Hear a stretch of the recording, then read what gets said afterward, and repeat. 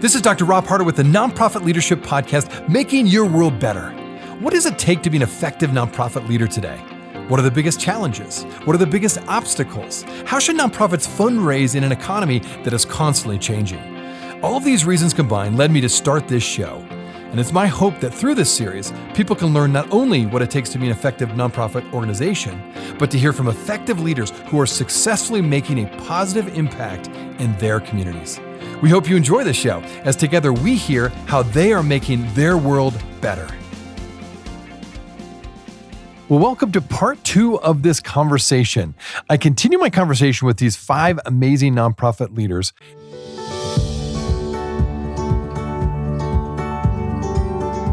Love it. This has been such a fascinating how this conversation is moving. Let me ask a related question when it came to the branding question. I think a lot of you resonated with the idea that maybe we need to rebrand as a sector. One of the questions I wanted to ask was, how much of a problem has it been from your experience that many nonprofits resist running their nonprofit like a business, which is translated as being poorly organized, inefficient, chronically underfunded, like what we're talking about today? How do nonprofits improve their business sense while maintaining their distinction, as Joan was saying earlier, about that secret sauce of being mission-driven? Tony, maybe you could kick this off. I think you want to recognize that you are running a business. I don't think you want to run away from that. I think you need to recognize and embrace that. It is a business. It's a social impact business, a social change business, but you're running a business. You've got labor relations, human resources issues, all kinds of compliance issues. You've got contracts. You've got a lot of nonprofits have customers. So board. You answer to a board that is a fiduciary board. Hopefully not exclusively, but they do have fiduciary responsibility. So these are all elements of a business. I don't think you want to run away from that or shun it. I think you need to embrace it, recognize it, and take it on. And a lot of what we're talking about is marketing communications. I was thinking about a lot of guests that I've had on my podcast. We're talking about the perception. So just because we're in a sector that's labeled nonprofit, that doesn't mean you have to use that brand, that phrase, that word. It starts with a negative. I agree. It's a not something. But that doesn't mean you have to use that to describe your work. You can describe your work in any way you like. And that becomes an element of brand. You're talking about brand, Rob, or marketing and communications. You use the phraseology that works for you. Yeah, so you're in the nonprofit sector. So what? That is, I don't want that to be an excuse. You used, and I'm not saying anybody here is claiming that. I'm not saying that at all. But you use the language, the consistency of language that best describes your work for the people who are supporting it now in all the ways we're talking about, from board member to modest or small donor, and that attracts new folks to your business, which is engaged in social change. Yeah, well said. Sara, what would you like to add to that? I think I want to talk about the funding, because I feel that, actually nonprofit leaders, we do so much with so little, right? We are extremely resilient. And I just want this to be kind of like a call out for a lot of funders that make small grassroots nonprofits jump through hoops on, the lengthy proposals, the reports, blah, blah, blah, the overhead, right? Oh my God, why are you spending 1% more of that? What is, that the 8% that I want you to spend on overhead, right? The whole thing with the branding of the nonprofit, right? Like the bad reputation of the nonprofit. People think that nonprofit leaders shouldn't be getting good salaries. And if we want, right? Like if we want us to run to nonprofits, we need to attract the talent. And in order to attract the talent, we need to pay just salaries, good salaries. And I feel that, sometimes we as a sector also are our worst enemies, because we're used to have these campaigns saying, it's like, 100% of your donation goes out of programs. No, we need to educate the people, the public, to say, hey, the nonprofit needs to pay rent too. They need to pay for light and power, and we need to pay good salaries, and we need to have, nice things too. And it's okay. So I'm sorry I just focused on the funding, but yeah. No, that's okay. Well said. Couldn't agree with you more. Joan, what would you add to this? It's funny, Sarah. So I came from the private sector before I ran a nonprofit, and I learned some very important things in the private sector. I learned how to be a good manager. I learned how to run a P&L. I learned how to manage up to my boss, right? I mean, the list goes on and on. I get to the nonprofit sector, and to your point, Sarah, I remember there was a listing of, I ran an LGBT organization called GLAD for about a decade. And there was an article every year about the highest paid nonprofit executive directors. And you did not want to be at the top of the list. And at least one year I was at the top of that list. And not only was I a target, but all my colleagues were like, oh my God, thank God it's you and not me. I'm like, really? So when you do the most important work there is, it seems to me you should be paid fairly for it. But I want to take issue a little bit, since when are businesses the ideal model? Like, I totally get what you're saying, Tony. Yes, there are elements of nonprofits that are businesses, and I think I brought some of that skill to my work running GLAD. But there are distinctly unique differences. And it is one of the things I think that boards of directors miss, that they tend to think it's like a business where the product is social good. But the DNA of a nonprofit is unique. And I would say it's unique in kind of four ways. One is it is driven by emotion and passion. Now, some for-profits, maybe, it is also not. To think of nonprofits in a hierarchical fashion is to miss the boat on where the real power lies. I think of partnerships as being foundational, whether it's a partnership with your board or your donors, your volunteers, your staff members, including those Gen Z folks who have just come in the door. And they're about courage, right? To take on the hard work, to have difficult conversations, whether it's with your adversaries or whether it's around diversity, equity, and inclusion. And it's about a different kind of leadership, right? It is a person who inspires and motivates. Now, a great for-profit CEO will do those things too, but it is demanded of a nonprofit leader in a unique way. So I think it's one of the things I love about it, about helping people in the sector, because oftentimes they don't come as good managers.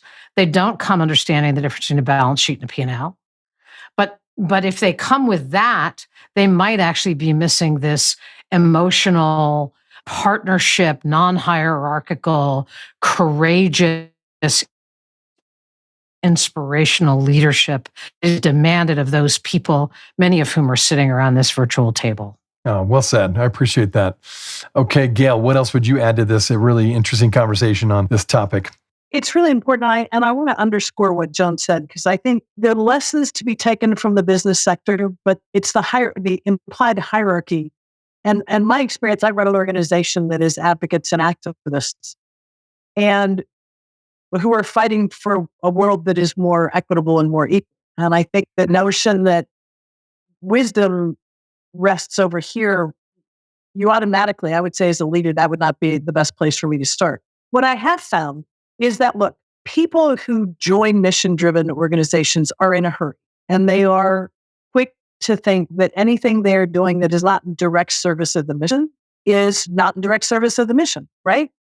And I had one of my senior leaders of the organization say, when we were building a stronger infrastructure for all the reasons to have a strong foundation, people have to understand that management isn't something you do at the end of the day if there's any time left. But to get people to understand and embrace that, I think there are a couple of things that are important. One is having a set of values that everybody buys into. That's foundational, I think, in a nonprofit. It certainly has been in our organization. I think the second is to help and teach that what on the surface may look to somebody in bureaucracy. Oh my God, we're going to have a new policy for this, travel guidance and that, is in fact not bureaucracy. It's a way to save you time by streamlining all the running around everybody does to figure out how to get a plane ticket to New York, right? It's to smooth that process, and it will take time to build it. But once it's there, those things fade into the background and you can do your job. And we found that that's actually been very, very beneficial. The last thing I think that is an incentive, well, for the nonprofit sector, also for the business sector, is that the risk that is embedded in not having that strong infrastructure, whether it's HR or financial management, is massive. And I think there's enough evidence about that there is some incentive to do that. Just to touch finally on something Sara said, because I think the funding is tricky. I ran a U.S. government agency with a huge budget. This came up all the time. Two things came up as a major world donor. I ran USAID. One was, in many cases, we had to figure out how to ease the management burden on our partner. To your point, Sara, we were funding organizations that then had to jump through 75 hoops or had to hire somebody to satisfy our requirements, which is kind of upside down. So that's number one.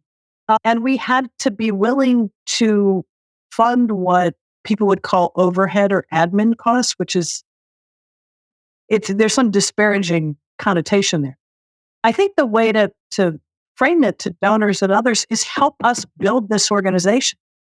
You can be part of achieving the mission, but you can also be part of building something that will be a feature of the landscape going forward. And I think we've got to pitch it that way. And I think there are a fair number of, say, philanthropic institutions that understand that now. But I think, again, I don't want to reduce it all to branding. I think admin and overhead, deadly, deadly, deadly. Who wants to put money in that? Yeah. Showtime at MT, not only that was put into marketing, public relations, and visibility. And boy, those senior executives, they loved their media clip files. It was really important. And when we think about overhead and we think about marketing and social media and media relations, those things are considered to be overhead luxury items. When in fact, the bottom line is, if people do not know about you, you cannot build an army of engaged people who are ready, willing, and able to do the work that's required to make the change you seek. And what's interesting is that a lot of what we're talking about is elemental to business. And that's why I was saying, we're a social change business. We're a social impact business. Like we're talking about having policies for getting a ticket, making it efficient. I mean, that the businesses do that, and branding and marketing and PR and relationships and encouraging investors. We call them fundraisers. A lot of us, some of us call them investors. I think that's wise, but whatever moniker you put on it, these are all elements of running that social change, social impact business. I guess maybe I would put social change in capital letters, and then business would be regular font. But Tony, I don't, if I may really quickly, and then I think Alison's probably got some pretty important things to say. I don't disagree with you, but I do think, as an observer, having been in many places, including now at the head of a nonprofit, John referred to hierarchy, and I think there is a hierarchy out there. I think the world kind of sees there's business, which has a great deal of wisdom and power, and then there's this sector of do-gooders. And I think we should take the lessons we can take for the business sector, but we're not businesses. And I think we got to be a little bit careful of, I hear the refrain often, well, business just does this, but business has a $62 billion budget behind it and a different outcome. So maybe it's the social impact business. I don't know. But I think we got to be careful about assuming that the way we can be the most effective is to emulate business. We have got to reframe how we are thought of as leaders and how we are the expectations. And I think it comes back to a few things that were said. The fact that we are different, we're urgently filling gaps that other places are not. And so we are not I came many years in the commercial media business. It's not the same business. There's so many functions that could be applied in here and one of them was the other thing that Sara said is trust. You should trust me as a leader for the fiduciary, and you should expect big thinking. You should expect that I am handling the money in the way that I should, and you should expect that I am and empower me to think big and big vision as to where this organization needs to go. That's the kind of stuff we need to bring from more commercial sectors, because that sort of nanny state of we'll give you the money if it's only used within a certain context. And then that is just, we don't do it for our grantees. I don't want it done for us. And that has to change and then look, if I don't hold up my end of the bargain, then that's obviously, that's a separate conversation. Do you know what I mean? But that sort of level of exchange is fully expected in corporate or, for-profit sector. It's not as well infused here. So anyway, I add that, and I think it tied to the board question, which was one of your final questions. That should be an expectation and clear, and it should not just be for the fiduciary responsibility of the pushing those dollars out. It should also be you need to think big and think for the future for this organization to make the change we want to see. Well said. That's great. Okay, so why don't we give the last thoughts of Sara? Why don't you go give your last thoughts on this?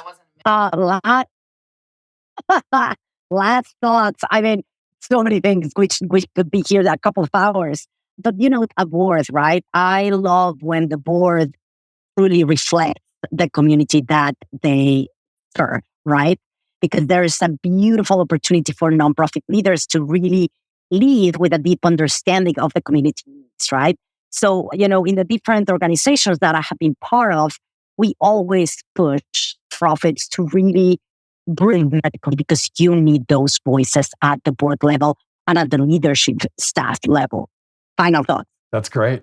Love it. Okay, why don't we go next to Tony? Last thoughts. Rob, thank you so much for and thanks to all the work that we're doing, and I just lose sight of that, the passion that someone, I think may have been Joan, mentioned.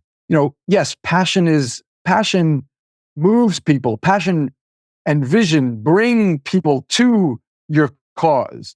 They are stakeholders or employees. Employees are stakeholders. Whatever level of stakeholder they are, that commitment to the work and that leadership vision, and hopefully that vision trickles down to everyone. That is what's going to bring people to you and it's going to help you build those relationships that I think are so important. Thanks again, everybody. Absolutely. Well said. Joan, what are your last thoughts here? I talked about the treasures in the darkness of the pandemic. And for me, was not, it had to be nimble and they had to innovate, right? They didn't ask questions. They didn't ask permission. They just made it happen. And boards did not actually thwart that.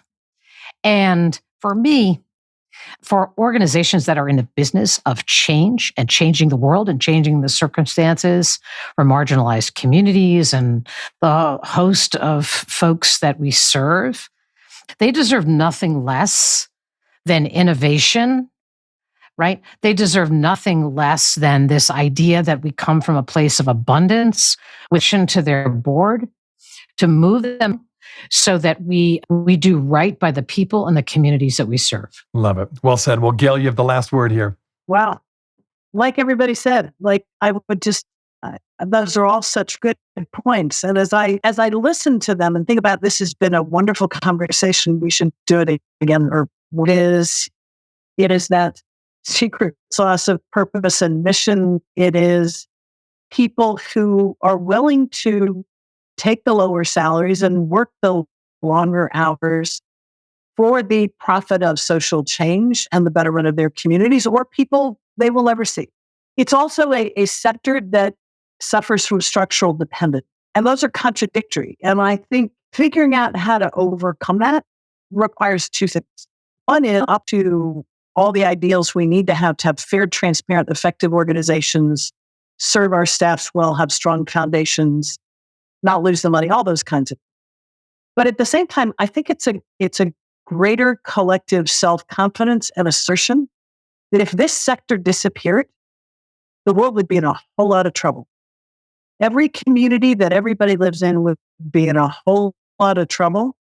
The world would be a lot less fair, a lot less productive, and a lot more dangerous than it is now. And we've got to bring that forward. I mean, Alison was talking about the sort of deal. Bring that forward and figure out, okay, yeah, we're dependent, but to have do-gooders out there dancing in the street. Without this sector, we will all suffer and pay. And we've got to figure out a way to translate that, not in the slightly agitated way I just communicated it, but in an affirmative way so that we reduce our dependency, I think, and increase, I don't want to say our marketability, our investment. Tony, you're right. I think using the word investment. Thank you. I mean, all of you, this has been a phenomenal conversation. I agree with you, Gayle, that we got to do this again and bring everyone back together somehow, or even do it live would be fun. But thank you for your time. Thanks for all you're doing to benefit the sector that we're in. I like the idea. Maybe the next conversation we have is rebranding this sector and then improving how we lead. So thank you again for all you're doing and appreciate your time today. Hey friends, well, I wanted you to know that this podcast can be found on iTunes, Spotify, Amazon, Google Podcasts, and wherever you listen to other podcasts. I also want to encourage you to like, subscribe, and share this podcast with others. This will actually help us get this great content out to more nonprofit leaders just like you.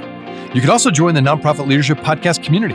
Find other resources and interviews of past guests all on my website, nonprofitleadershippodcast.org. Well, thanks again for listening. And until next time, keep making your world better.